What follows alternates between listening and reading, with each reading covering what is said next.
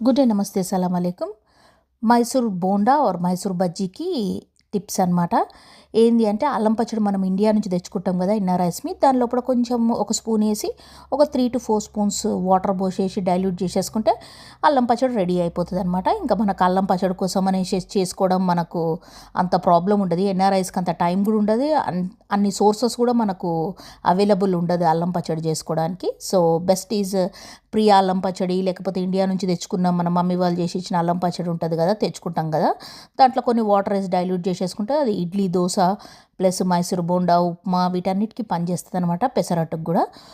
So Mysore bajji ఏంటంటే నైటే కలిపి పెట్టేసుకుంటే బెస్ట్ రిజల్ట్ వస్తుంది అనమాట. మార్నింగ్ నైటే సోడా, పెరుగు ఇవన్నీ మొత్తము వేసి మిక్సర్ గ్రైండర్లో, నేనైతే మిక్సర్ గ్రైండర్లో వేసి జస్ట్ ఒక హాఫ్ మినిట్కి మిక్సర్ గ్రైండర్ చేసేసుకుంటే మంచి కలిసిపోతుంది అనమాట. కలిసిపోయినాక ఇంకా అది తీసేసి ఒక గిన్నెలో వేసేసి ఫర్మెంట్ చేయడానికి పెట్టేసేస్తాను. మార్నింగ్కి మంచి ఫర్మెంట్ అయిపోతుంది. సో ఇంకొక టిప్ ఏంటంటే దోసపిండి, ఇడ్లీ పిండి ఏమైనా మిగిలిందనుకో అది కూడా ఒక 2 స్పూన్స్ 3 స్పూన్స్ దీనిలో మైసూర్ బజ్జీ పిండిలో పడేసి కలిపేసినాం అనుకో చాలా మంచి టేస్ట్ వస్తుంది, చాలా ఫ్లఫీగా వస్తాయి.